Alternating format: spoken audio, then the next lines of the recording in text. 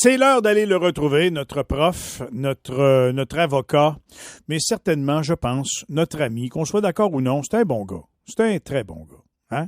Il y a des fois qu'il titille un peu l'auditoire. Il y a d'autres fois où est-ce qu'il nous fait pleurer. Il y a d'autres fois il nous fait rire. Mais il provoque toujours quelque chose chez nous. Salut Fred, comment vas-tu? Ça va très bien, mon Michel, toi aussi? Oh, pas mal, pas mal. Gros week-end de sirop d'érable. J'ai même été vendre des voitures vendredi. Arrête donc, comment ça? Ben, dans une promotion avec un garage ici dans la région, là, j'ai lancé le défi. J'ai dit au monde, allez vous montrer comment vendre des chars. Autrement. Au chapitre des affaires à ne plus faire, m'inviter à vendre des voitures. Ça s'est pas bien passé? Les détails à 8h05 ce matin. OK, oui. Fait que finalement, tu avais une cote de prévu, mais c'est pas avec ça que tu vas prendre ta retraite. M'a dire honnêtement, respect à tous les gens qui sont des vendeurs de voitures. Je lève mon chapeau, OK? Bon, ben écoute, je vais me joindre en toute solidarité à ta salutation d'usage. Bon, merveilleux. Écoute, j'ai été surpris la semaine passée quand j'ai vu ça, puis pas en même temps. La majorité des Canadiennes sondés sont en faveur de la peine de mort. Puis je me demande si on devrait... Tu sais, il y a du monde qui se demande si on ne devrait pas ramener, dans certains cas, la peine de mort. Qu'est-ce que tu en penses, toi, Fred? Ben, écoute, il y a plusieurs choses à dire là-dessus, mais moi non plus. Malheureusement, je suis pas surpris. Mais si j'ai une surprise, en fait, et c'est celle-ci. En janvier 2011, il y avait 63% des Canadiens qui étaient en faveur du retour de la peine de mort. Et là-dessus, tu en avais 67 au Québec. C'était au même moment où l'affaire Guy Turcotte battait son plein d'une manière ou de l'autre. Donc, évidemment qu'on s'entend bien que le contexte est important dans ce genre de sondage-là. Mais reste que, tu vois, encore au Canada, aujourd'hui, on est à plus de 50. Au Québec, ça a diminué. On est à 43. Mais il n'y a quand même pas de quoi se gargariser. Là. À 43, tu es pratiquement à 1 sur 2.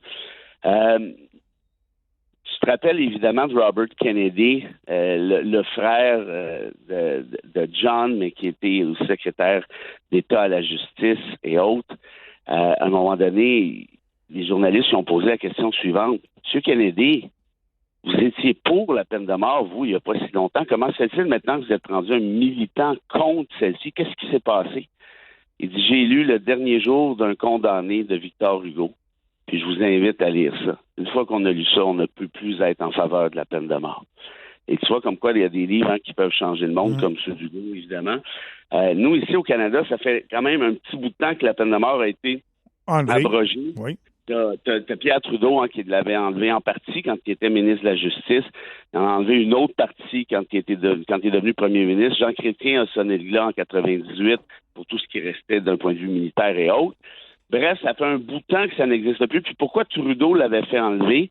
Ben parce que Trudeau avait assisté son chum Jacques Hébert dans l'affaire Coffin. Tu te souviens peut-être de l'affaire Coffin, prospecteur minier en Gaspésie, qui avait été accusé d'avoir tué 3 chasseurs américains. Duplessis avait dit, moi, vous le trouvez, moi, votre coupable. Quand un premier ministre qui se mêle de justice puis de judiciaire, ça te dit, là, ça finit tout le temps mal, puis il y a un parallèle étroit entre l'affaire Kader puis l'affaire Coffin. Et ça, Pierre Trudeau, moi, ça l'avait traumatisé parce que Coffin a été pendu. Et il y en a plusieurs aujourd'hui, notamment le département de balistique de l'Université de Toronto, qui disent que c'est impossible que ce soit Coffin. Donc, tu auras compris où je m'en vais avec ça. Oui, il y a trop d'erreurs. Il y a trop d'erreurs judiciaires. Puis juste ce risque-là, moi, je suis désolé, mais je suis incapable de le prendre, le risque en question. Ça, c'est un. 2, je suis à titre personnel, puis les gens ont le droit d'avoir une autre opinion là-dessus, évidemment, ça va de soi, mais je suis incapable, moi, moralement parlant, Michel, de donner à l'État le mandat de tuer quelqu'un. Je suis pas capable. Je veux dire, la pire crapule, comme tu veux. Qui soit en prison pour le restant de ses jours, qui sèche. Fait que toi, là, le tueur en série là, qui a tué puis qui a violé des filles puis qui en aurait tué plusieurs, enterré quelque part, comme d'un vu, là. Tu serais pas d'accord qu'une fois qu'on le trouve, qu'il trouve ça drôle, qu'il n'est pas repentant, qu'il admet ses crimes, tu voudrais qu'on le maintienne en vie dans une prison puis qu'on paye pour le nourrir pour le reste de ses jours? Bien, évidemment, là, on s'entend, tu prends le pire exemple. Ben oui, mais il y en a des pires exemples. Et je ne sais pas à quel point ça existe, mais l'affaire qui est sûre, c'est que tu peux pas faire une règle pour ce genre d'exception-là, puis une règle pour les autres nécessairement. Hein. Si on voulait réinstaurer la peine de mort, il faudrait le faire pour certains types de crimes. Mais là, tu as toujours le risque, OK, mais à partir de quand? Tu sais, la madame de Granby là, qui a donné je sais pas combien de coups de couteau là, à sa petite fille, là. Toi, tu souhaiterais la mettre à mort, cette Ben, dame-là? je sais pas. Je dis, tu sais, ça vaut-tu la peine qu'on se penche là-dessus? Tu sais, quelqu'un qui a agi ainsi. Est-ce que, tu vois, puis c'est ça le problème, c'est que est-ce que j'ai de l'empathie pour cette femme-là? Non, évidemment pas. Est-ce que je trouve ça odieux, dégueulasse, tout ce que tu veux? C'est sûr. Mais de donner à l'État le mandat de la tuer, parce que c'est ça dont on parle, là. Tu veux que l'État tue quelqu'un. Moi, je le répète, puis je comprends hein, l'espèce de dilemme moral là-dessus. Sur la question des coûts, c'est pas clair, par exemple, que ça coûte moins cher d'entretenir, entre guillemets, ces personnes-là en prison jusqu'à la fin de leur jour. Appliquer la peine de mort, là, ça coûte un sacré bras. En frais d'avocat, puis en tout, puis oui, t'as raison. Les appels, les réappels, puis la vérification, parce qu'évidemment, on veut pas se tromper. T'as raison. Donc, d'un point de vue purement économique, je suis pas sûr qu'il y a un avantage pour la société dans ce cadre-là. Mais on pourrait les décréter, mettons, personne maintenant condamné scientifique. Fait que là, tu peux faire toutes sortes de tests sur leur corps. Tu sais, mettons, tu cherches des vaccins, des ci, ça, tu sais. Tu les utilises pour ça. Au moins, ils servent la société. Puis je suis convaincu qu'il y en a qui seraient contents de le faire, tu sais, ça ou la mort. Oui, c'est sûr que là, évidemment, tu as toutes les questions du droit de disposer de son corps, mais ça, à la limite, ça aussi, moi, personnellement, je ne serais pas en faveur, mais ça pourrait se discuter dans un cadre légal. Puis tu vois, je reviens juste à l'affaire Coffin. Le gars, là, il n'y a personne qui l'a vu faire quoi que ce soit. Ah non, mais ça, là, c'est sûr que la peine de mort, Fred, là, c'est pas des oui-dire puis des circonstanciels. Faut que ce soit vraiment presque admis par la personne que oui, il a fait ça méchamment. Tu sais, oui, je voulais le tuer, puis je voulais tuer cette gang de caves-là, puis je vais vivre, ça me dérange même pas de mourir. Tu sais, c'est presque ça, là. Regarde, je vais t'en donner un autre exemple. Au Japon, à ce moment-ci, là, au moment où on se parle, toi et moi, il y a un vieux monsieur qui est sur le bord de sortir de prison si c'est pas fait depuis une semaine. Il doit avoir 80 quelques années. Il est en prison depuis une 60aine d'années. Lui, il avait admis avoir tué X. Et là, on a réalisé, ben non, c'est pas lui qui l'avait tué. Hey. Il avait fait des aveux, il y avait peut-être de la torture, c'est pas trop clair, le gars est peut-être pas futé, on sait pas trop ce qui s'est vraiment passé. Oui, mais il y a 60 ans, Fred, on n'avait pas la technologie qu'on a aujourd'hui avec l'ADN puis tout ça. Tu sais, veut dire... Tu ferais confiance à ça? Hein? Je ferais confiance. Moi, tu vois, c'est drôle, hein, puis je comprends évidemment ce que tu dis, parce que on n'est pas dans le cadre de Coffin ou dans le cadre du monsieur japonais dont je te parle. Tu as raison. Mais moi, là, écoute, j'ai une peur bleue des erreurs judiciaires.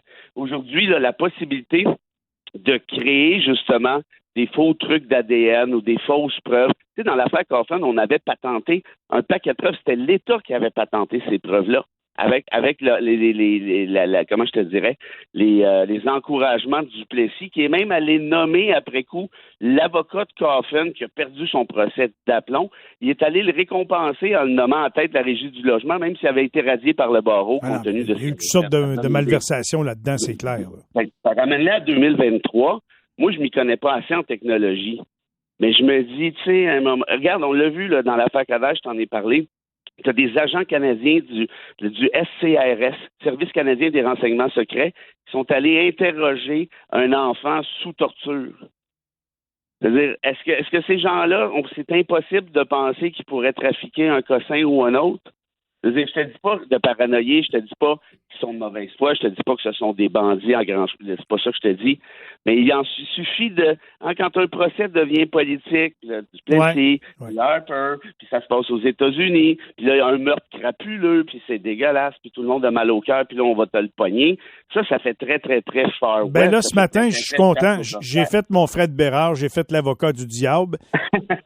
Puis, je t'ai bien entendu, puis je pense que de façon générale, la société va jamais permettre à nouveau chez nous la peine de mort. C'est clair. Ben, ouais, là-dessus, je finis en disant, moi, là, j'en suis pas certain du tout. J'ai un contact actuellement chez la gang de Poilievre, un contact direct, qui me dit ceci. Il dit, Poilievre veut réformer la société canadienne dans son ensemble, de la tête aux pieds, avec des valeurs. Ouais. Et là, j'ai déjà parlé de la disposition dérogatoire en matière d'avortement et tout ce qu'on veut. Ben, la peine de mort, là, c'est le même droit, en fait, le droit contre la peine de mort, si tu veux, c'est le même droit qui est protégé au même article, c'est-à-dire l'article 7, droit à la vie, droit à la liberté, droit à la sécurité. Demain matin, un Parlement pourrait décider de faire plaisir aux 50-60% qui veulent réinstaurer la peine de mort en claquant des doigts. Merci et bonsoir. C'est assez clair. À suivre, bien sûr. Il faut qu'on se laisse rapidement parce qu'il y a une dame qui nous attend pour l'entrevue dans quelques instants. Petite citation du lundi, mon Fred. Elle est quand même assez grosse, c'est Montesquieu, puis je trouve qu'elle tombe parfaitement dans le propos qu'on vient d'avoir, en tout cas, t'en jugeras.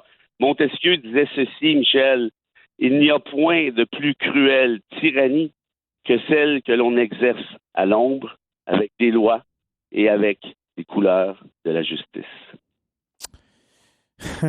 Ça résume tout à fait la discussion qu'on vient d'avoir. Merci beaucoup de le faire aussi savamment et je te souhaite une excellente semaine. On se retrouve jeudi. Avec grand plaisir. Salut tout le monde. Bonne entrevue. Puis pour le char, c'est pas grave. Si tu veux vendre le mien, là, on prend un autre essai. Salut Fred. Salut. Bye.